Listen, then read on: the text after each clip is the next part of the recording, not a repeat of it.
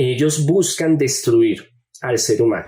Fuerza descomunal. Mire, yo he tenido casos de niños de 7, 8 años que tienen que cogerlo entre 8, 9 personas, hombres grandes, fornidos, pero en niños que pesan 30, 40 kilos, menos de 40 kilos, que haya efectos también de levitación, que usted vea que el cuerpo levita, por ejemplo, xenoglosia, hablan lenguas ocultas, lenguas antiguas, lenguas muertas, porque ellos lo hacen en una retaliación, en una venganza contra el Padre, el Hijo y el Espíritu Santo, o en una investigación paranormal, y está haciendo preguntas, y por allá le contestan, este lugar es de Dios, no, el enemigo no podrá sacar, lograr ventaja sobre este lugar, por ejemplo, y por allá una voz, ¡no van a poder conmigo! Y eso queda grabado a veces.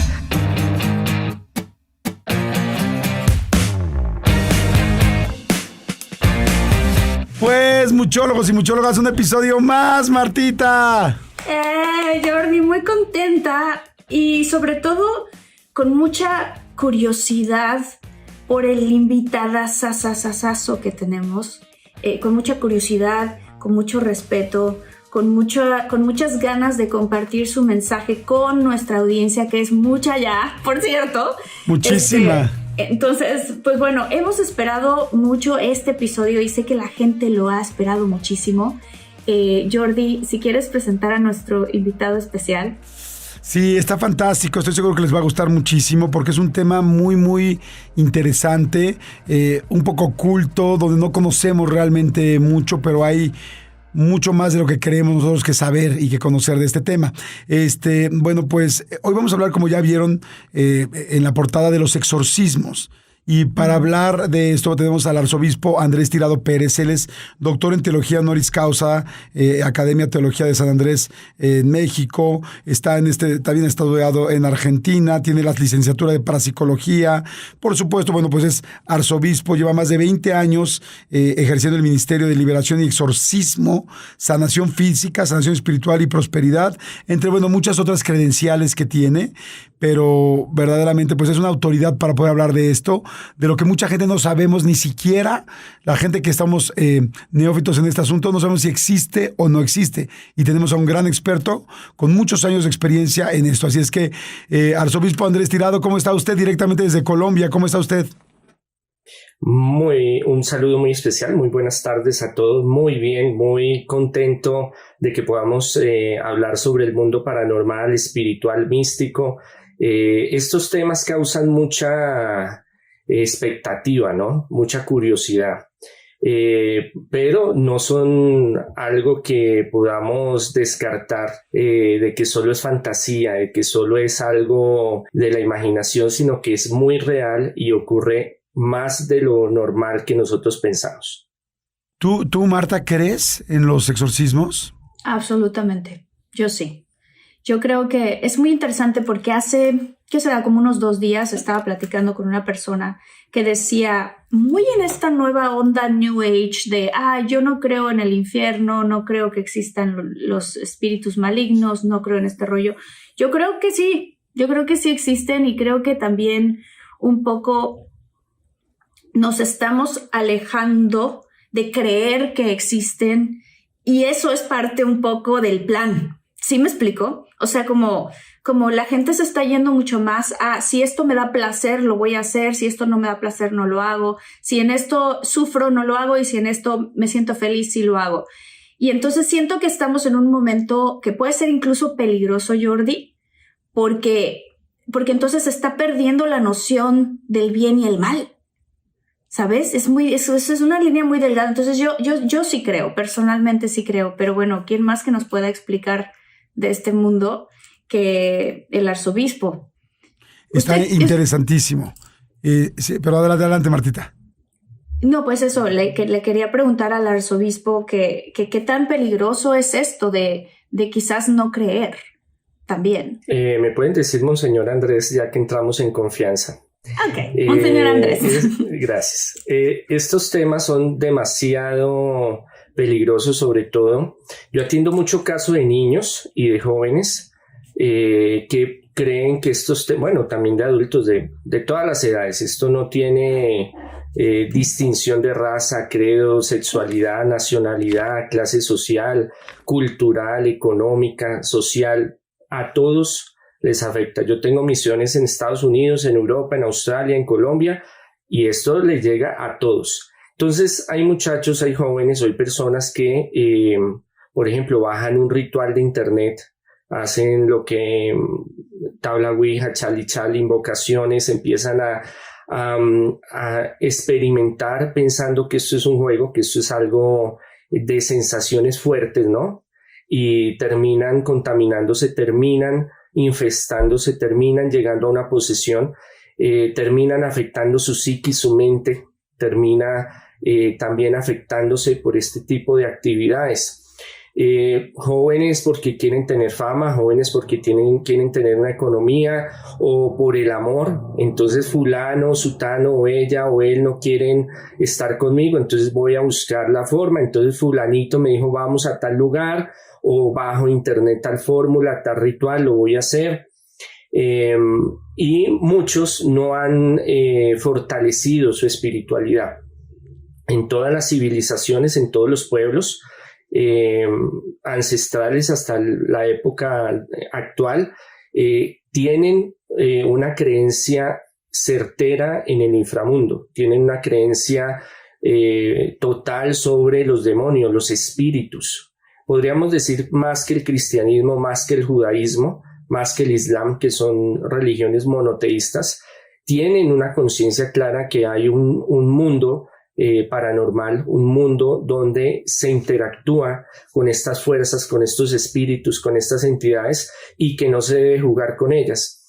El secularismo, la mentalidad que hay ahora en la juventud o aún en los adultos, lo que Marta está hablando de la New Age, sobre relativizar y decir, no, eso no pasa nada, eso no existe, o no le ponga cuidado, eso no va a suceder nada, hagamos esto, hagamos lo otro, abren muchas puertas y terminan contaminándose, y no solo contaminando a la persona, sino a la familia, el núcleo familiar. Wow. Entonces la cuestión trasciende y llaman a lo que yo llamo a los sacachukis, a las personas que nos dedicamos al mundo paranormal, al mundo del exorcismo, de la liberación, de la sanación, de la prosperidad, a que le resuelvan esos problemas, pero esos problemas a veces son muy graves y ese es el gran peligro. La verdad está interesantísimo esto. Ante la pregunta que yo le hice a Marta y a todos los muchólogos que nos están escuchando, si crees o no crees en un exorcismo, yo nunca me lo había preguntado. Yo creo en que evidentemente hay entes, no sé si llamarles entes, espíritus o formas que ya no están en este plano. Creo al 100%. Entonces, si me voy con mi lógica, pues obviamente me imagino que también dentro de estos entes o entidades hay también malos, o sea, hay algunos que no son positivos y que son completamente negativos. Yo nunca me había preguntado acerca de un exorcismo, pero ahora que lo pienso digo, pues claro, si pienso que hay reales, pero buenos, ¿por qué no habrá malos? Me gustaría preguntarle primero, monseñor, ¿qué es un exorcismo? Bueno, el mundo paranormal es inmenso, ¿no? Es muy profundo, entonces, y hay una terminología, lo podemos llamar entidad, un ser espiritual, una entidad, esa es la palabra técnica. El exorcismo. Para hablar de exorcismo, de creer de que sí creo en los exorcismos o no, hay que también hacerse el cuestionamiento y pensar, ¿existe el demonio? ¿Existen los espíritus? ¿Existe el inframundo? ¿Existe otra realidad, otra dimensión en la cual convivimos los seres humanos? Esto los pueblos antiguos en las religiones, en las espiritualidades, no tiene cuestionamiento, no se cuestiona porque se cree, es una verdad de fe. Y más cuando se experimenta este tipo de realidades, se confirma esta realidad. Ya cuando entra algo que se llama la teología científico-crítica, empiezan a cuestionar todas estas realidades y eso está bien. O sea, el problema no es cuestionarlas, sino dejarnos llevar por tal corriente del fanatismo, ¿no? Entonces, al absolutismo, o creo totalmente o no creo nada, o sí, entonces vienen los extremos y los extremos son nocivos. Exorcizar viene de la palabra exorcismo, exorcizare, expulsar, sacar, conjurar, extraer una entidad, un espíritu de un lugar, de una persona, de un objeto, expulsar. Eso se refiere exorcismo. Pero el exorcismo, el ministerio de liberación y exorcismo no es solo el ritual como tal, como vemos en las películas del sacerdote con su Cristo, con la Biblia, con el agua bendita y haga oraciones. No, es una ciencia en la cual se estudia todos los fenómenos paranormales. Entre ellos está los poltergeists, está la manifestación de los espíritus y muchas otras cosas que conviven en esta realidad. Pero hasta que no se vive estas experiencias, hasta que no se experimentan, pues es difícil entenderlas, ¿no? La parte racional le va a decir, sí, de pronto, tal vez vi una película, vi un libro, me contaron, me dijeron, pero no es igual a que usted esté experimentando una realidad paranormal. ¿Quiénes son las personas que pueden ser más fáciles para estas entidades de poseer? Bueno, el exorcismo no es la posesión, perdón, el exorcismo es el ritual para sacarlos. La posesión, estar posesionado, ¿qué es posesión? ¿Qué es la posesión? Cuando un espíritu posesiona una materia, un objeto, un lugar, una persona. Para que se dé una posesión tienen que haber varios requisitos. No es que yo salí y ya pasó un Chucky, como yo los llamo un alien, un depredador, una Annabelle y llego y ¡pum! Se me metió y ya me posesionó, me tomó. Eso no ocurre así tan fácil. Hay que tener unos parámetros en los cuales se da la posesión. Eso es importante entenderlo. Uno de los parámetros es buscar lo que a uno no se le ha perdido. Ir donde brujos, chamanes, rituales satánicos, cosas que no están bien. Entonces yo las bajo a internet, las hago, me pongo a hacer rituales. Segundo, a través de trabajos de brujería. Un brujo no, hay dos, bueno, yo los clasifico de dos formas, ¿no? El brujo charlatán, el que, bueno, le saca la plata y esto y lo otro y lo engaña a la persona, y el brujo que tiene pactos y hace sus cosas y realmente pues es de esa línea satánica. Ellos conjuran, invocan demonios, espíritus para hacer trabajos de brujería. Y cuando la persona no está en gracia de Dios, no está fortalecido espiritualmente, pues esas entidades llegan donde está la persona, sea internamente una posesión o externamente una vejación o una obsesión demoníaca.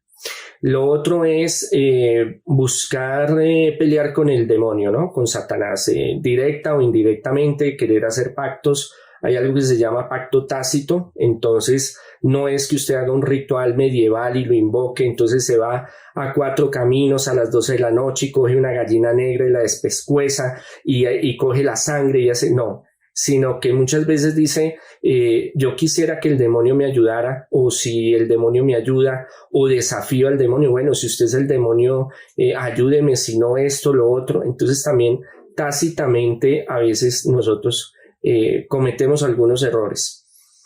No estar en gracia de Dios, cometer muchos pecados, sobre todo mortales, pecados graves, estar en un lugar que hay una infestación. Entonces está la posesión, que es el grado más grave, es cuando toma un ser, un elemento, un lugar, un demonio. Está la infestación, cuando llega un demonio, un espíritu. Hay 2 tipos de clases, ahorita podemos hablar sobre eso. Los demonios son ángeles caídos, ¿no? Son espíritus muy bajos, destructivos, y llega a un lugar y dice, me gustó esta casa, me gustó este lugar y me voy a posesionar de él.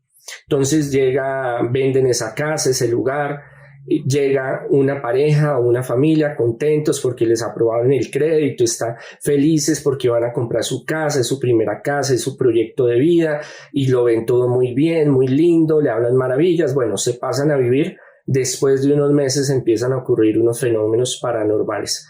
Esto es el argumento de muchas películas que han salido desde los últimos años, claro, 15 años para acá, Conjuro, El Rito, bueno, en fin, que ustedes pueden encontrar, donde precisamente son adaptaciones de experiencias paranormales que fueron reales, donde muchas veces entonces llega esta familia, llega a un lugar, no saben la historia del sitio, creen que la cosa está muy bien, después empieza a manifestarse esa entidad hasta que llega y se posesiona, toma alguno de los integrantes y se posesiona sobre él. Hay esa posesión. Entonces, estar en un lugar o llegar a algún lugar y usted no tiene una fortaleza espiritual, entonces es proclive a que se dé ese tipo de cosas. Otra medida es, hay lugares, por ejemplo, malditos, podemos llamarlo de esa forma, aparte de que llegué, compré mi casa o fui a quedarme en la casa de unos amigos o esto o lo otro. Hay lugares malditos, hay lugares que hay una entidad que está posesionada y ese es su territorio. Entonces, por ejemplo, usted se fue y se metió a una cueva. Por ejemplo, yo he tenido casos de celotes, yo tengo misión también en México, y hay celotes donde hacían rituales muy fuertes, incas, aztecas, mayas, toltecas, de sacrificios e invocación de demonios.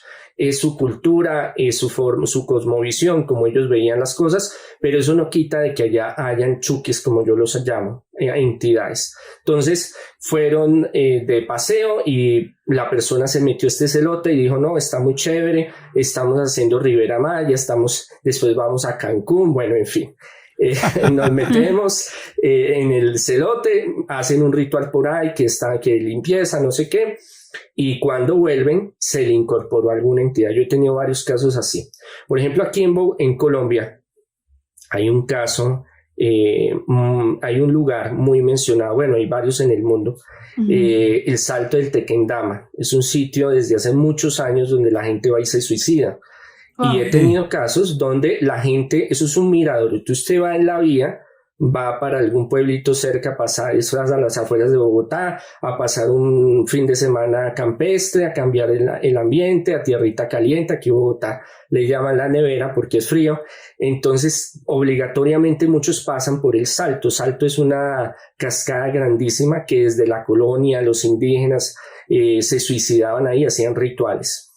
Y el hecho es que es un sitio que cogió mucha fuerza porque desde los años 40 las parejas que no los dejaban casarse por cuestiones políticas, económicas, que decían, vamos y nos matamos allá. Ay, Dios. Para que seamos, eso es Romeo y Julieta, ¿no? Claro. Vamos y nos suicidamos allá. Entonces, muchos se bajan, es un mirador, había un restaurante ahí, lo volvieron museo, bueno, en fin, se bajan a tomarse la foto, a estar ahí porque pues es impresionante. Y he tenido casos donde han estado ahí y se les ha incorporado alguna energía, algún espíritu, alguna entidad, y eso es fuerte porque son entidades violentas, destructivas. Así como en muchas partes del mundo hay lugares malditos también. Entonces a veces cuando no estamos como preparados espiritualmente o tenemos una vida de que no hay un crecimiento personal, intelectual, espiritual, sea la religión que se profese, estamos hablando de una forma amplia, ecuménica, le damos cabida al enemigo y a estas fuerzas del mal. Está interesantísimo, qué bruto. Yo creo que hay mucha gente que estamos escuchando ahorita. Yo tengo muchas preguntas, pero por lo pronto me gustaría hacerle dos, monseñor. Uno, creo que esto igual mucha gente no lo sabe, por eso creo que es importante decirlo. La película El Exorcista es donde muchos conocimos lo que era un exorcismo. Pero la mayoría de las películas, como bien dijo el monseñor, están basadas en cosas reales. Entonces, mucha gente creímos que era solamente algo de Hollywood. Pero en realidad El Exorcista me imagino que nace de que existía estos exorcistas que estudian todos los casos paranormales que dijo ahorita monseñor. El mismo Vaticano tiene un departamento, no sé cómo llamarle, de exorcismo. ¿Es así, arzobispo? Más o menos, me tocaría explicarles bien cómo funciona la cuestión de los exorcismos a nivel mundial. Pero me refiero, bueno, lo reconocen, ¿no? Sí, sí. La Iglesia Católica Apostólica Romana, sobre todo, desde del Papa Juan XXIII en adelante, sobre todo el Papa Francisco, tienen una diferencia bien especial con el tema. El Papa Francisco cree en el demonio, no como mito, no como leyenda, no como sugestión, no como una filosofía, sino como un ser real destructivo.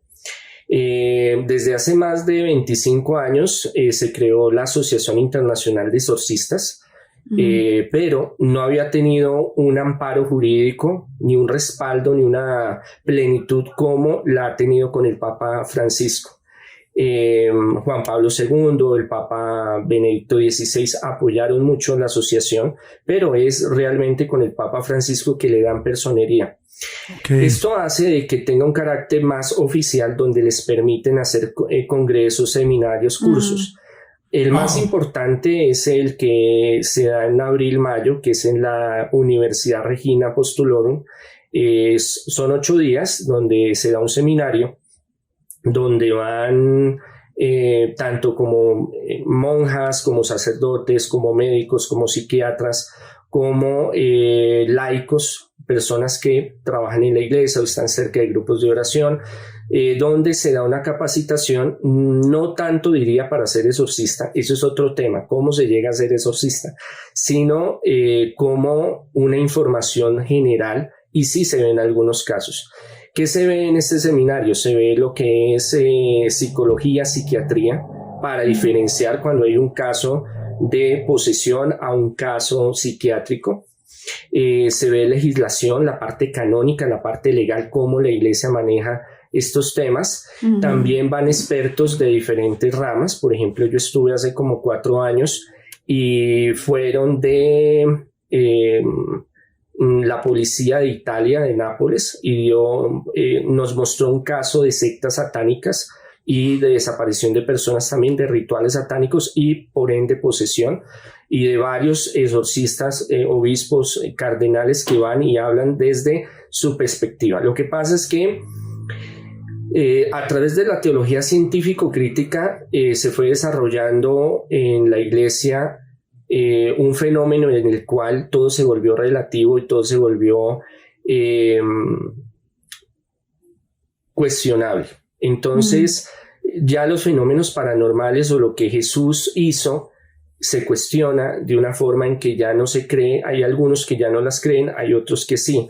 Entonces está el otro reverso, que es la teología vivencial o carismática, donde creemos de que Jesús sí sanó, liberó, resucitó, hizo muchos milagros, y que eso lo pasó, le dio ese poder, esa autoridad a los apóstoles. Pero hay muchos obispos, sacerdotes en la iglesia donde no creen que el demonio sea real, ni los exorcismos sean reales. Entonces hay una pugna entre los que creen, están en la teología vivencial o carismática, como los que no creen. Entonces es muy reñido. Por eso el Papa Francisco le dio una apertura especial. Aunque yo ya no pertenezco a la Iglesia Católica Apostólica Romana, yo estoy en la Iglesia Católica Independiente. Tenemos muy buenas relaciones con ellos y seguimos ese mismo parámetro, pero sí hay unas diferencias estructurales y teológicas después del Concilio Vaticano II, que se desarrolló esa teología científica. Está interesantísimo. Entonces hay una pugna dentro donde no le permiten a muchos creer en estas actividades, estos fenómenos paranormales, y hay un grupo más reducido que sí cree y están desarrollando este trabajo, que no es fácil. ¿Por qué? Porque se supone que por los cánones, por la parte institucional de la iglesia, debería haber un exorcismo un exorcista en cada diócesis. Pero hay obispos y hay sacerdotes que no les gusta el tema, unos no creen, unos les da miedo, unos no conocen del tema. Entonces se vuelve como algo tan clandestino, se vuelve algo como un tabú, se vuelve como algo de que, es que usted es exorcista, ¿no? ¿Cómo así? Uy, no, raro, como... Entonces estamos en ese proceso. El Papa Francisco está tratando de ir cambiando eso. Yo quería preguntarle, Monseñor Andrés, ahorita está usted explicando acerca de las diferencias entre que puede ser alguien que tiene problemas psicológicos o que esté actuando o que esté, ¿no? Versus cuando se sabe que realmente esto sí es una persona, un poseso. ¿Cuál es esa diferencia o esas diferencias para poder distinguir que ustedes hacen, digamos, como todo un estudio y que dicen, no, esto sí en verdad hay un ente que está poseyendo a esta persona? Y que no sea por un problema psicológico. Ajá. Claro. cada exorcista tiene una metodología diferente de trabajar. No hay un exorcista que sean los mismos parámetros específicos. Hay unos parámetros generales, tanto en la iglesia romana, anglicana, ortodoxa, que se siguen. Se ha llegado como a ese consenso de unir la ciencia y la fe y la ciencia. En mi caso, como yo hago el diagnóstico de los casos de posesión, porque también hay casos de brujería y son un poco diferentes. Entonces, por ejemplo, una persona llama, saca la cita, va a mi oficina. Primero descartamos, tiene una entrevista conmigo, primero descartamos todo lo biológico, lo médico, lo psicológico y lo psiquiátrico. Trabajan conmigo, me colaboran varios médicos, varios psicólogos, psiquiatras. Entonces, primero se descarta toda esa parte. Eso es en parte general. En todas las iglesias que tienen esta línea de exorcismo, de liberación, manejan esos parámetros porque se llegó al consenso de que la ciencia sí o sí debe participar. Claro. Pero sí hay casos donde los casos más difíciles, complejos, tienen las dos afectaciones, afectación espiritual y afectación mental. O una lleva a la otra y la otra lleva a la otra. Entonces está difícil porque se puede uno confundir, ¿no? Ahí viene el exorcista.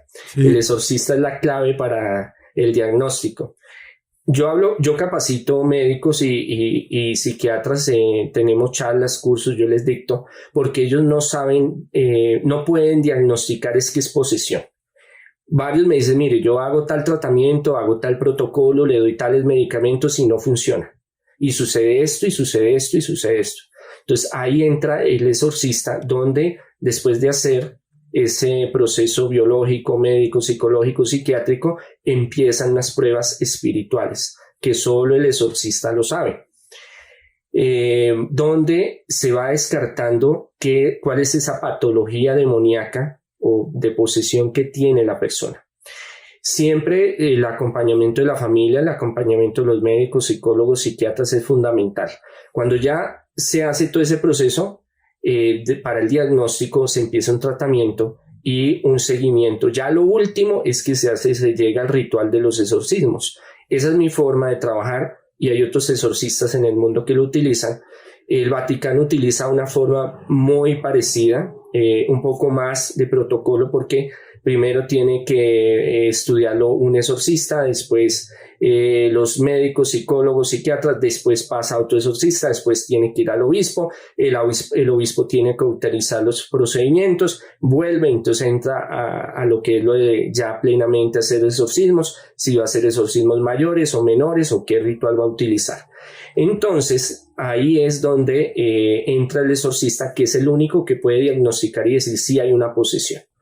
El médico no tiene la potestad espiritual para decir es que puede llegar, se puede capacitar, hay varios que en el mundo están capacitados de conocer estos signos espirituales, pero el único que puede detectar que es una posesión es el exorcista, después de descartar todo lo biológico, psicológico, psiquiátrico, después pruebas espirituales, y ya se llega a un diagnóstico, a un procedimiento, a un tratamiento, y a lo final, que sería 1 o 2 o 3 exorcismos, puede durar tiempo, puede ser corto, porque cada caso es diferente.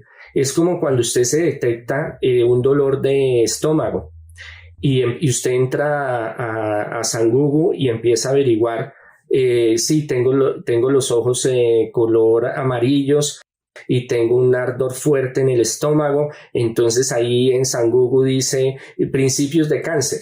Entonces, claro, usted se sugestiona y dice, no, yo tengo es cáncer. Entonces usted se va al médico y el médico le dice, espérese un momentico, tenemos que hacer unas pruebas, tenemos que hacer unos exámenes, tenemos que ir a una junta médica y ahí sí le decimos qué es lo que está sucediendo.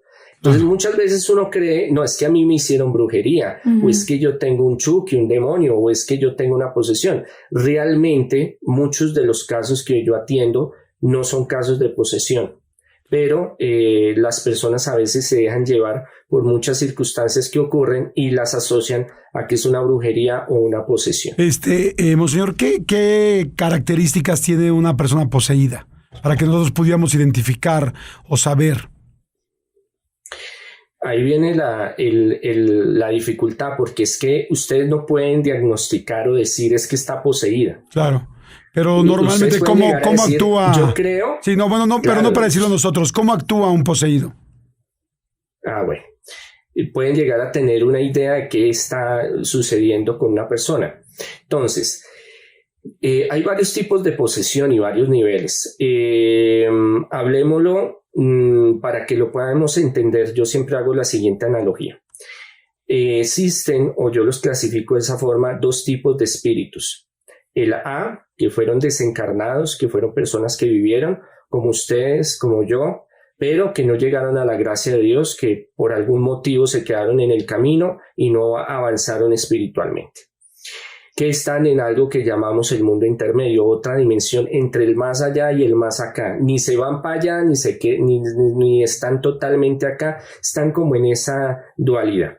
Y el tipo B, que estábamos hablando hace un rato, que son los demonios ángeles caídos, ángeles que quisieron darle golpe de estado a Jesús, esa es la analogía que yo utilizo, a la Santísima Trinidad, el Padre, Hijo y Espíritu Santo, y fueron botados del cielo y están en otra dimensión, como en una cárcel aquí en este mundo terrenal, en otra dimensión, pero que tienen esa conexión para estar acá en lo terrenal, pasar del más allá al más acá.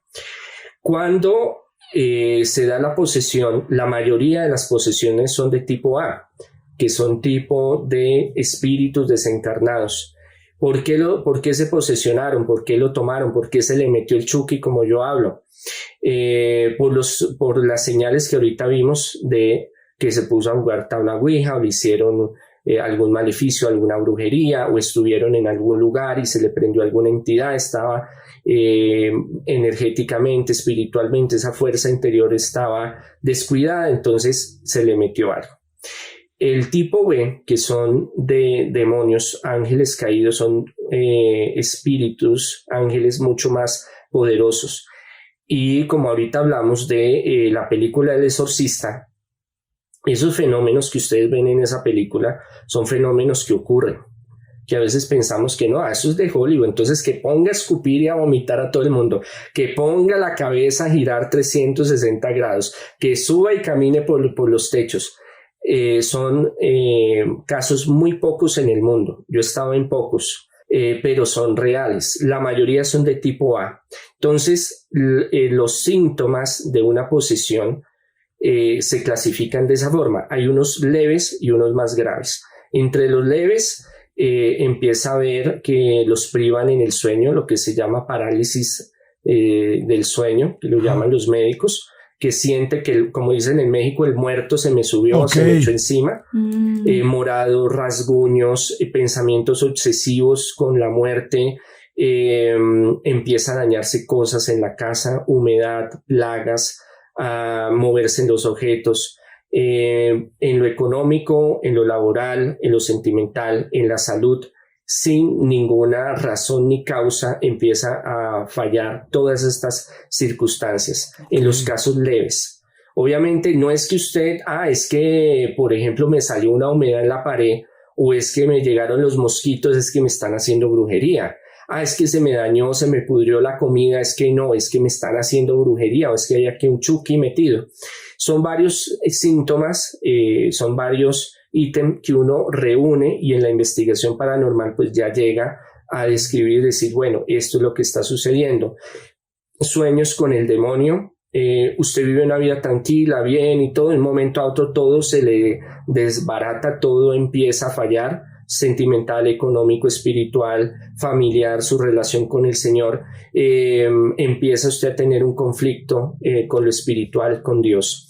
En el tipo B ya empieza a verse los fenómenos más graves y los más fuertes. Wow. El titanismo o sansonismo, fuerza descomunal. Mire, yo he tenido casos de niños de 7, 8 años que tienen que cogerlo entre 8, 9 personas, hombres grandes, fornidos, y no los pueden dominar. Wow. Entonces, ¿qué dice la ciencia? No, es que eso es la endorfinas, eso es la adrenalina que se desarrolla. Listo, perfecto, pero ¿Cómo se en genera? grandes yo le puedo decir, sí, estamos de acuerdo, en un momento de euforia, pero en niños que pesan 30, 40 kilos, menos de 40 kilos, que haya efectos también de levitación, que usted vea que el cuerpo levita, por ejemplo, xenoglosia, que hablan lenguas ocultas, lenguas antiguas, lenguas muertas. Por ejemplo, yo he tenido casos de niños 7, 8 años que hablan perfecto latín, perfecto griego, hebreo, ¡Wow! ¡Qué impactante! sánscrito. No solo porque yo conozca algo de esas lenguas, sino yo tengo gente, por ejemplo, filólogos especializados en lenguas antiguas, que le hacen los estudios y me dicen, mire, él dijo tal frase completa, ilegible, tangible y se refiere a tal texto bíblico. Usted va a estudiar niños muy pobres o que son de clase media, los papás no es que tengan mayor estudio, ni los abuelos ni bisabuelos viven a veces en zonas rurales, zonas del campo, para usted decir, no, es que su abuelo fue inglés o francés o italiano y entonces genéticamente le heredó, ¿sí? O es que le enseñaron. No. Conocer cosas precognición, conocer cosas ocultas del pasado, presente, futuro. Entonces, todas estas cosas que se van reuniendo son de tipo B, que son de ángeles caídos, demonios, que ya son de cuestiones muy agresivas, se manifiestan fenómenos muy fuertes, que obviamente los que están escuchando, los que están viendo, hasta que no vivan y no experimenten una realidad de estas, pues no van a entender, no van a comprender, porque todavía queda en el imaginario colectivo. ¿Será que sí? ¿Será que no? Pero muchos exorcistas en el mundo hemos tenido estas experiencias, y el exorcismo es algo muy antiguo y de todas las civilizaciones, donde se han manifestado muchos de estos fenómenos. Y los más comunes, que son de tipo A, entonces entran en trance, a veces sí tienen algo de titanismo, sansonismo, conocen cosas ocultas en precognición. Yo tengo varios videos en YouTube en los cuales editados, ¿no?, de exorcismos de ese tipo, que son fuertes, pero no llegan a ser de tipo B, de demonios que ven esos fenómenos tan paranormales de Hollywood, como lo vemos en varias películas como en El Exorcista. ¡Wow! Está interesantísimo. Ibas a preguntar algo, mi querida Marta. Sí, yo quería preguntar qué es o cuál es la misión que tienen los ángeles caídos. O sea, ¿por qué quieren tomar una persona, claro, y por qué hablar en lenguas muertas? Bueno, esto ya se vuelve una clase de monología. Lo que pasa es que a mí me gusta explicar bien todo el contexto para que se pueda entender, no solo dar la respuesta y ya. Cuando los ángeles caídos, quieren darle golpe de estado a la Santísima Trinidad, se rebelan contra Dios. ¿Por qué lo hacen? Porque el Padre Celestial creó todo para Cristo, cristocéntrico, para la gloria de Jesucristo. Pero a la mano iba el ser humano. Y al no querer, al sentirse desplazados y decir yo colaboré, yo participé, yo ayudé, y ahora cómo es que le van a dar todo a Cristo y cómo es que le van a dar todo a los humanos, yo me rebelo. Entonces aquí se formó el problema. Ahí tratan de dar el golpe de estado y llega San Miguel con su combo, yo lo hablo así para que me entiendan, y se da esa batalla y son expulsados. Están en una prisión tiempo-espacio temporal, donde se está esperando el fin de los tiempos para juzgarlos a ellos directamente. Mientras tanto, mientras están en esa prisión, que es en otra dimensión, tienen interferencia. Hay momentos que pueden llegar a afectar a los seres humanos. ¿Por qué los afectan? Porque ellos lo hacen en una retaliación, en una venganza contra el Padre, el Hijo y el Espíritu Santo. Porque Dios nos creó con amor y nos ama. Ese es el objetivo de Dios, salvarnos, amarnos, restaurarnos, purificarnos. Por eso Jesús viene y da su vida, para que nosotros podamos llegar a la salvación eterna. Entonces, el ver que nosotros tenemos libre albedrío, ver que Dios nos ama, que Dios nos tiene un propósito maravilloso que busca destruirnos. Nos volvemos enemigos de ellos. Entonces, por eso, esa visión de que el demonio es bueno, que nos quiere ayudar, que es que pobrecito, es una deformidad realmente de lo que son. Solo los que hemos vivido estas experiencias conocemos. Ellos buscan destruir al ser humano. Entonces, ¿qué es lo que pasa? La Sagrada Escritura habla del cuerpo como el templo del Espíritu Santo, la presencia de Dios en nosotros. Sí. Cuando ellos se toman, sea de tipo A, de tipo B, por eso me gusta explicarlos así para que se sitúen, ellos vuelven a vivir en nuestro organismo.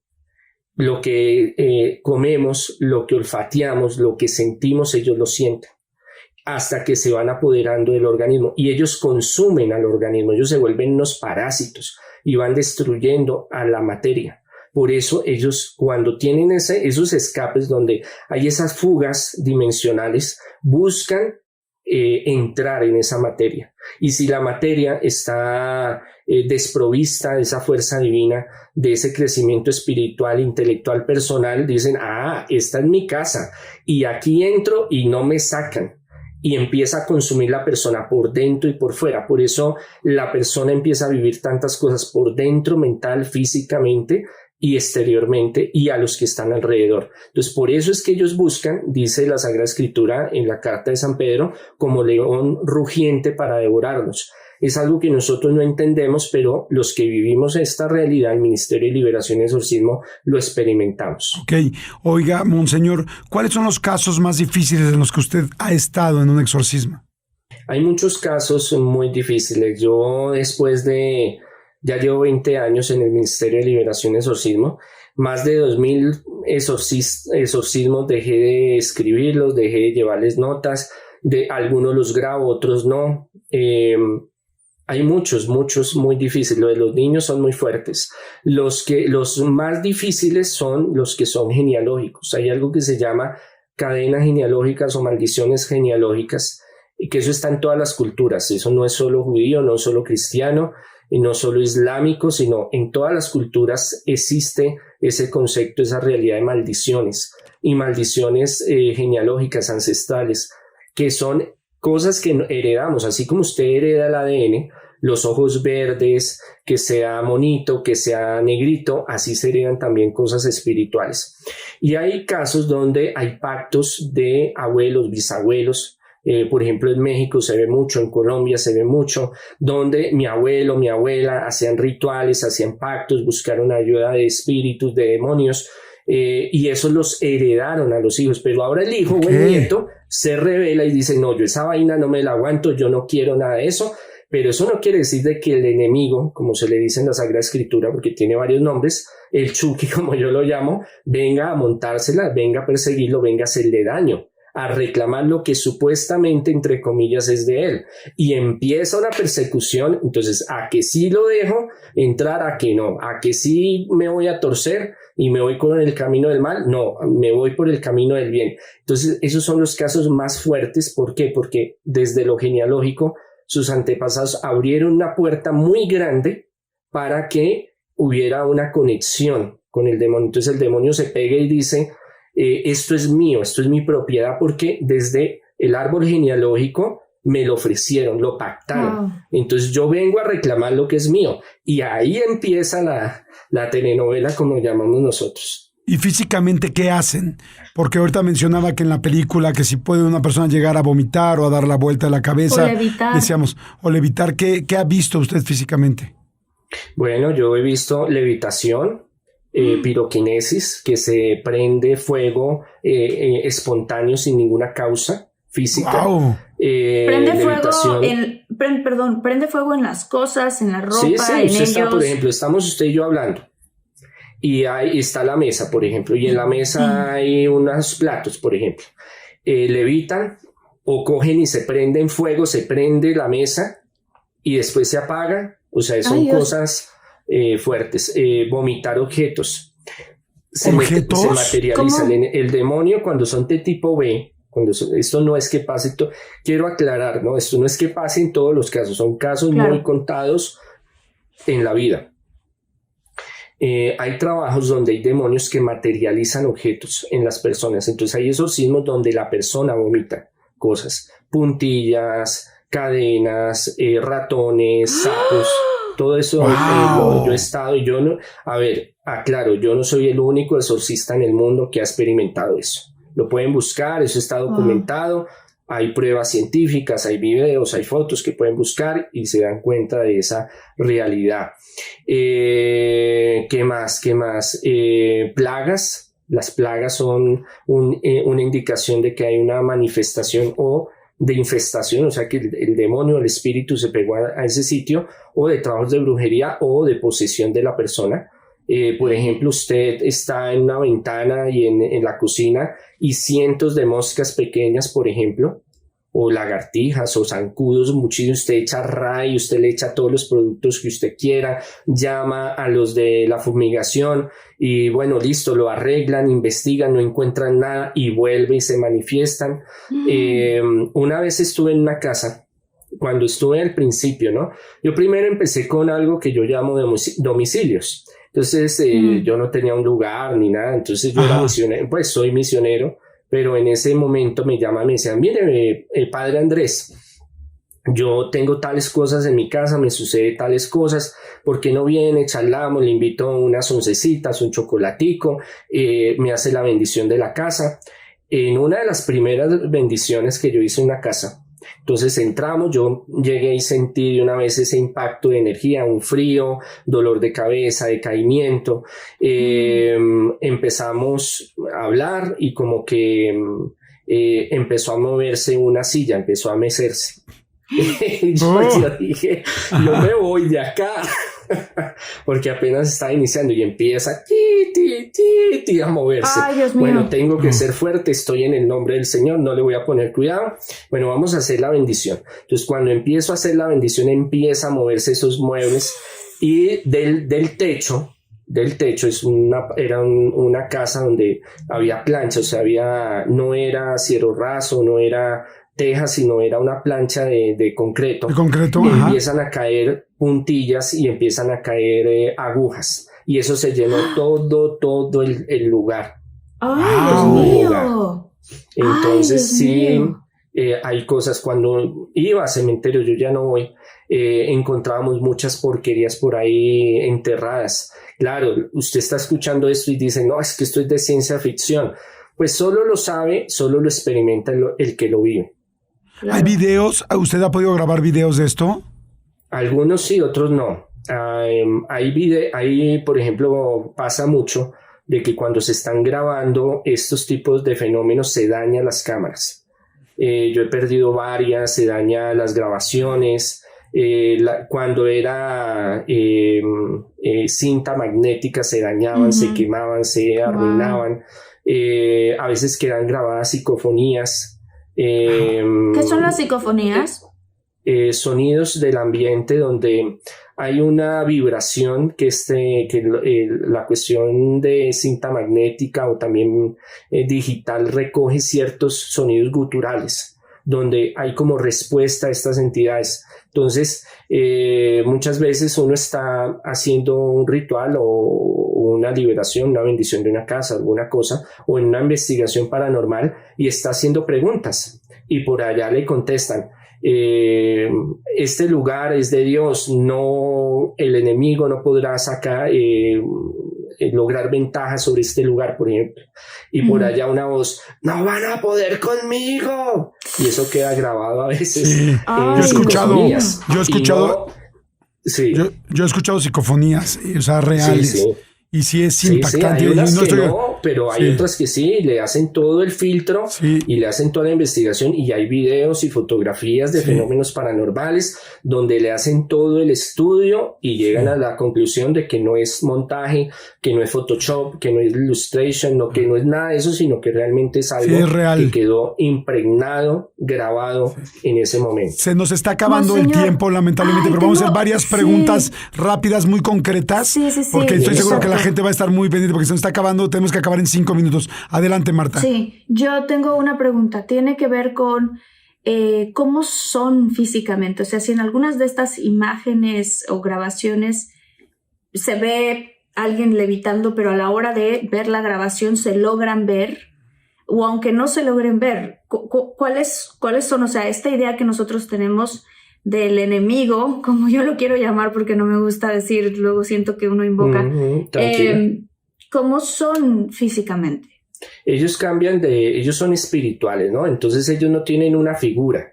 Ellos pueden manifestarse en muchas cosas, en las grabaciones, en los videos, en las fotos, que hay bastantes en el mundo, las reales, son pocas, pero hay en el mundo, se ven translúcidos y se ven la imagen, tratan o de los ángeles, porque también, o de la Virgen, a veces ha salido fotografiada o en video.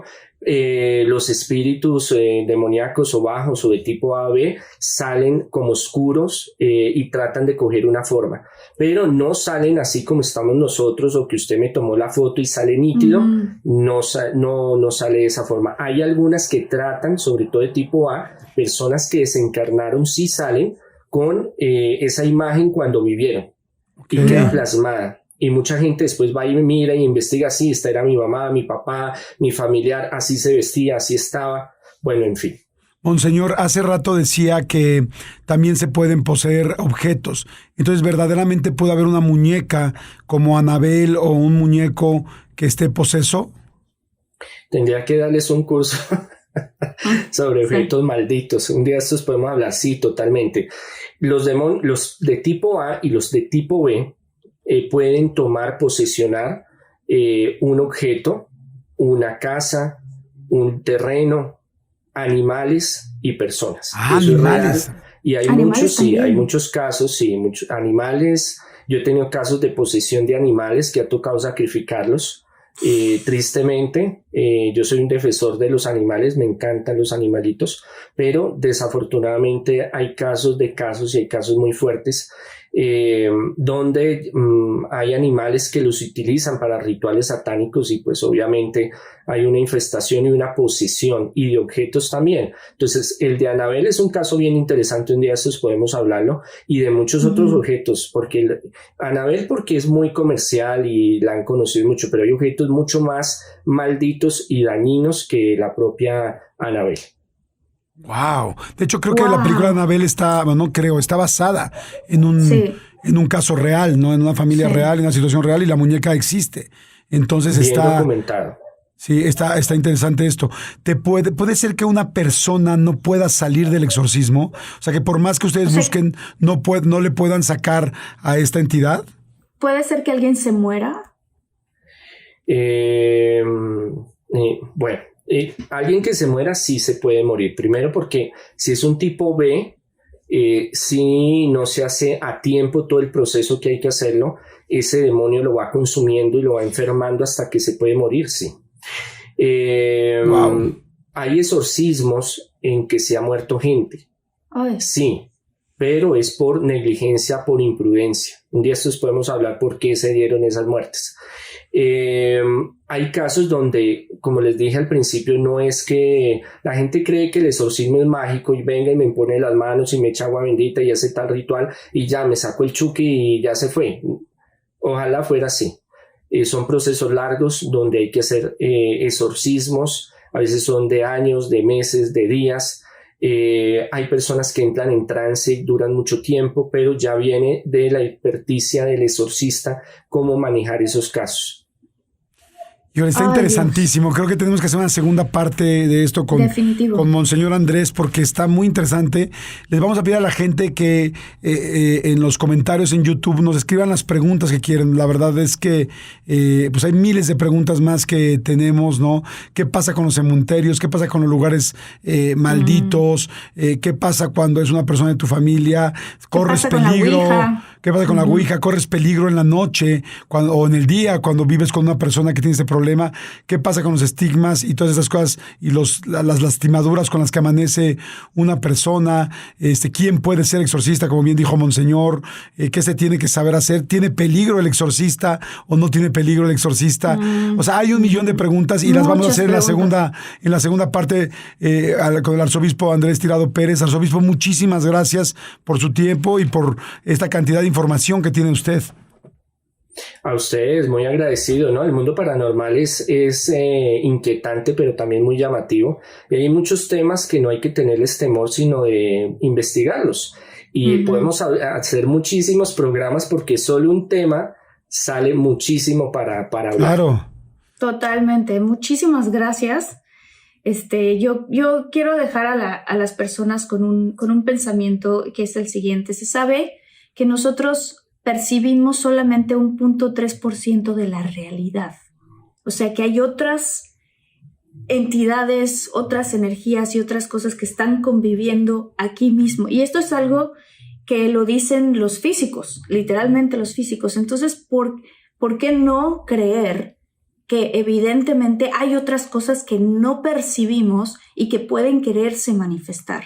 Y hay que tenerle mucho cuidado, y yo también le invito a la gente a que eso que decía usted, Monseñor, de estar en paz espiritual, en armonía espiritual y en el camino de Dios, o sea, en el camino correcto, porque si no te puedes hacer susceptible y puedes ser una, ¿cómo se llama? Una mira para este tipo de entidades y de entidades parásitas. Está buenísimo. Es así. Desafortunadamente, hay gente que en la vida nunca le ocurre nada paranormal. Nunca.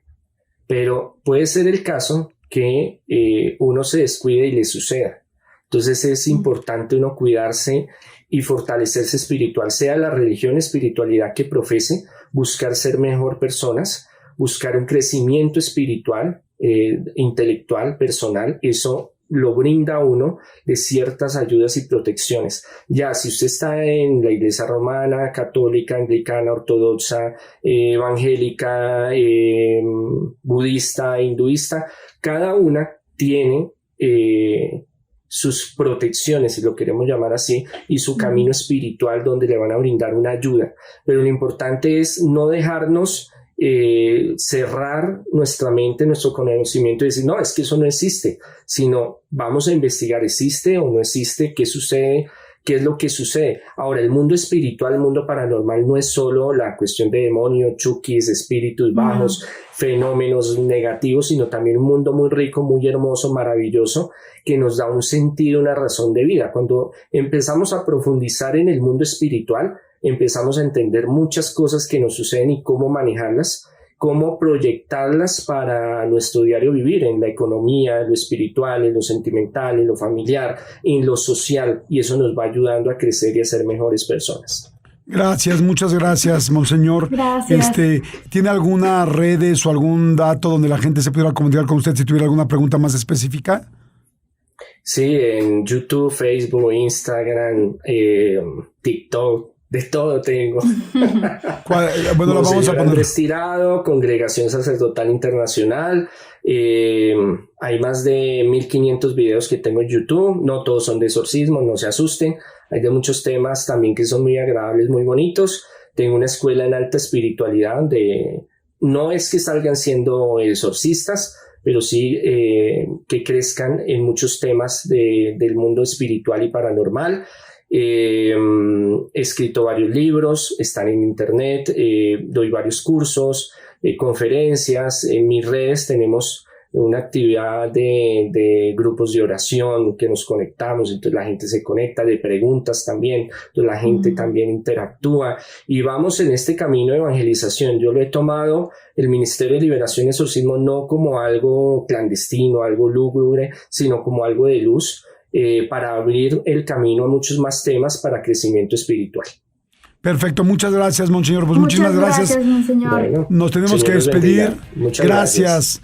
Gracias, Laura Méndez, Natalia Díaz, por ser una muchóloga tan presente. Son los muchólogos del mes, ¿no? Dayana Salamea, Muchas gracias, Elizabeth Montejo, María León, Andrea Osorio, María Elena Guevara. Muchas gracias a toda la comunidad de Infinitos. Cada vez somos más, Jordi. Los invitamos, si eres nuevo en el canal, suscríbete. Y si ya viste este episodio y te gustó, danos tu like. Con eso nos ayudas a que esta información le llegue a mucha más gente. Y prepárense, porque vamos a empezar a preparar cosas muy buenas para la comunidad de Infinitos entre Jordi y yo. Estamos súper emocionados por eso, ya les contaremos después.